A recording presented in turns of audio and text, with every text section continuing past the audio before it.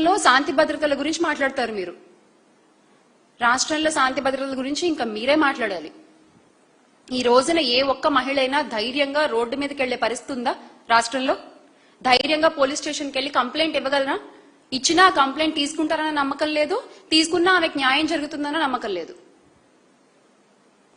శాంతి భద్రతల గురించి మీరు మాట్లాడతారు. ఎవరు కర్రలతో ఇళ్ల మీదకి దాడులు చేస్తారో తెలీదు, ఎవరి ఇళ్లలోకి వచ్చి కార్లు బద్దలు కొడతారో తెలీదు, ఎవరి ఇంటి మీద పెట్రోల్ బాంబులు వేస్తారో తెలీదు, ఎవరు కండువాలు కప్పుకుని వచ్చేసి కత్తులు పెట్టి పొడి చేస్తారో తెలీదు. మీరు మాట్లాడతారు శాంతి భద్రతల గురించి. ఎక్కడ చూసినా ఈ రోజున రాష్ట్రంలో ఉన్నవి అక్రమ కేసులు, అక్రమ అరెస్టులు, అమాయకులను జైళ్లకు పంపించడం, సోషల్ మీడియా వేధింపులు, రాజకీయ కక్ష సాధింపులు. ఎస్, ఇవే ఉన్నాయి రాష్ట్రంలో. ఒక ప్రభుత్వ ఉద్యోగినికి కూడా ఈ రోజున ఈ ప్రభుత్వంలో న్యాయం జరగట్లేదు. ఒక ప్రభుత్వ ఉద్యోగిని రైల్వే కోడూరు ఎమ్మెల్యేపై అత్యాచారం, మోసం ఆరోపణలతో డైరెక్ట్ గా కింద వాళ్ళు ఎవరికి కూడా చెప్పలేదు, డైరెక్ట్ గా సీఎంకే మొరపెట్టుకుంటే, సీఎంకే కంప్లైంట్ చేస్తే ఈ రోజు వరకు కూడా అతనిపై ఎలాంటి చర్య తీసుకోలేదు. మీరు మాట్లాడతారు శాంతి భద్రతల గురించి. ఒక స్కూల్ ప్రిన్సిపల్ టీడీపీ ఎమ్మెల్యే ఆమెని వేధిస్తే స్కూల్ ప్రిన్సిపల్ ని, ఆ ఎమ్మెల్యే మీద ఎలాంటి చర్య లేదు. మీరు మాట్లాడతారు శాంతి భద్రతల గురించి. ఇక మంత్రి సంధ్యారాణి గారి పిఏ లైంగిక వేధింపులు, ఆయనపై ఆరోపణలు వస్తే దాని మీద కూడా ఇప్పటి వరకు ఎలాంటి చర్య లేదు. మీరు శాంతి భద్రతల గురించి మాట్లాడతారు. గుంటూరు ఈస్ట్ ఎమ్మెల్యే మహిళలతో అసభ్య వీడియో కాల్స్ మాట్లాడినా ఎలాంటి చర్యలు ఉండవు. జూనియర్ ఎన్టీఆర్ గారి తల్లిని అవమానించిన అనంతపురం ఎమ్మెల్యే గారిపై ఎలాంటి చర్యలు ఉండవు. మరి మహిళల గౌరవం గురించి మాట్లాడే అర్హత మీకెక్కడిది అని అడుగుతున్నాం మేము. మీకెక్కడిది అర్హత? స్త్రీ శక్తి అంటే సభలో చప్పట్లు కొట్టడం కాదు, కాదండి స్త్రీ శక్తి అంటే. నిజమైన స్త్రీ శక్తి ఎలా ఉంటుందో గత ప్రభుత్వంలో జగన్మోహన్ రెడ్డి గారు చేసి చూపించారు. మీలాగా మాటలు చెప్పి ఆగిపోలేదు. ప్రతి ఇంట్లో ఒక నమ్మకాన్ని కలిగించారు ఆయన. అది నిజమైన స్త్రీ శక్తి అంటే.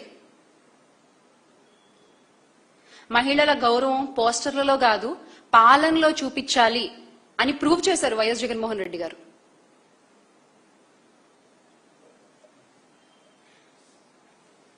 ఇక మీరు మహిళా సాధికారత గురించి మాట్లాడుతున్నారు కాబట్టి మరొక్కసారి మీకు గుర్తు చేసే ప్రయత్నం చేస్తాను నేను. మహిళా సాధికారత అంటే నిజంగా ఏంటో చేసి చూపించింది మహిళా పక్షపాతి అయిన శ్రీ వైఎస్ జగన్మోహన్ రెడ్డి గారి ప్రభుత్వం. ఆయన ప్రభుత్వంలోనే మహిళలకు నిజమైన సాధికారత కలిగింది. దేశంలో మరెవ్వరూ చేయని విధంగా మహిళలకి అధికారం, ఆర్థిక బలం, సామాజిక గౌరవం ఇచ్చారు. మహిళలకి డిప్యూటీ సీఎం పదవులు ఇచ్చారు, వరుసగా హోమ్ మినిస్టర్ పదవులు ఇచ్చారు, ఎమ్మెల్యేలుగా, అలాగే చిన్న చిన్న పదవులు, మున్సిపల్ చైర్మన్ పదవులు, జెడ్పీ చైర్మన్ పదవులు, ఇలా వీటిల్లో కూడా మహిళల్ని భాగస్వామ్యం చేసుకున్నారు ఆయన. కాంట్రాక్ట్ లో కూడా 50% వాటా ఇచ్చారు మహిళలకి. ఇలాంటి చరిత్ర ఎవరైనా సృష్టించారా? అసలు ఎవరికన్నా ఉందా? ఇన్ని సంవత్సరాల పార్టీ అని మీరు చెప్పుకుంటారు కదా, మీకుందా ఈ క్రెడిబిలిటీ, ఈ హిస్టరీ?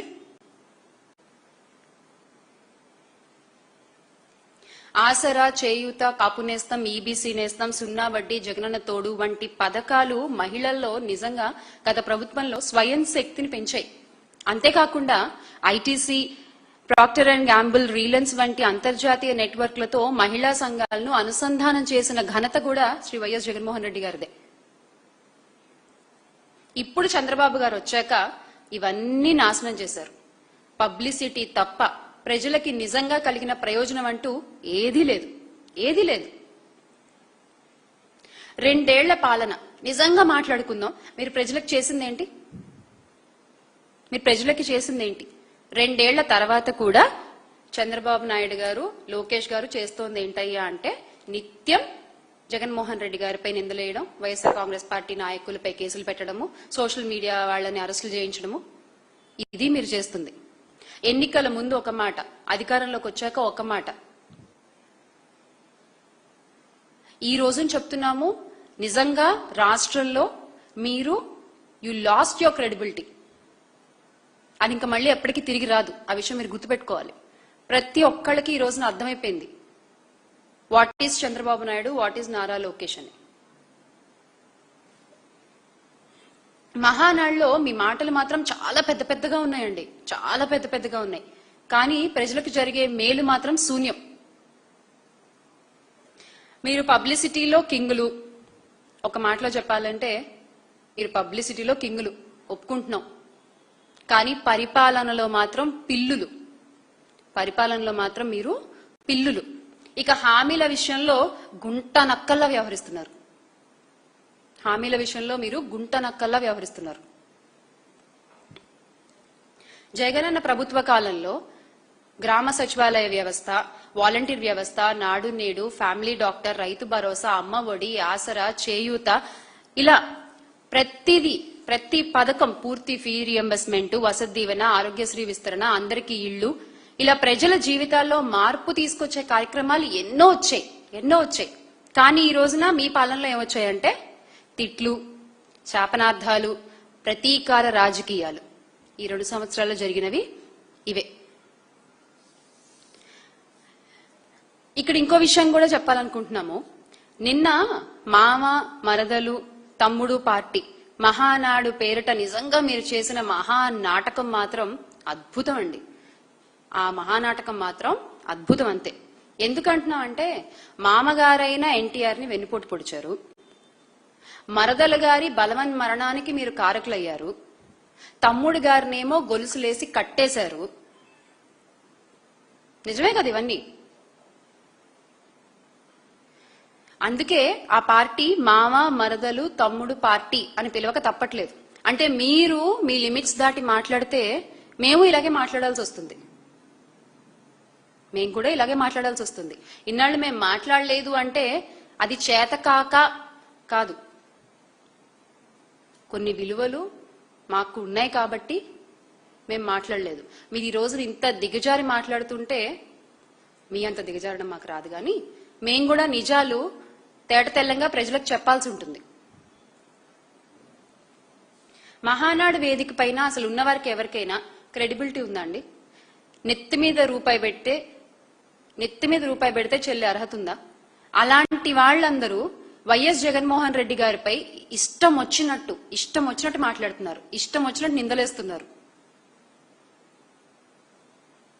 అక్కడ ఉన్న వాళ్ళందరూ ఎవరంటే కబ్జా రాయిళ్లు, బ్యాంకు దోపిడీదారులు, అమరావతిలో అవినీతి పరులు, మహిళలను లైంగికంగా వేధించిన వాళ్ళు, డిఎస్సి స్కామ్స్టర్లు, వీళ్ళే అక్కడ ఉన్న వాళ్ళంతా.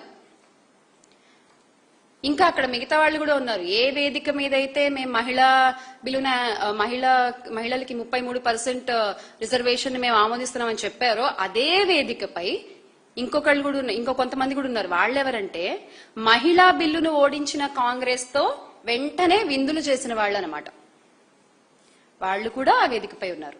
వీళ్ళందరూ కలిసి ఈ రోజున జగన్మోహన్ రెడ్డి గారి గురించి, వైఎస్ఆర్ కాంగ్రెస్ పార్టీ గురించి మాట్లాడతారు.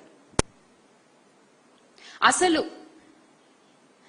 సకల శాఖ మంత్రి గారికి, గౌరవ విద్యాశాఖ మంత్రి గారికి, శ్రీ నారా లోకేష్ గారికి ఒక ఓపెన్ సవాల్ అండి, ఒక ఓపెన్ ఛాలెంజ్. ఈ రోజున మీరు అన్నారు కదా చర్చకు సిద్ధమని.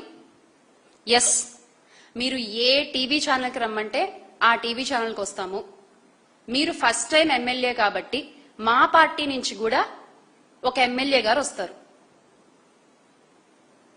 ఒక ఎమ్మెల్యే గారు ఆ చర్చలో మీతో పాటు పాల్గొంటారు.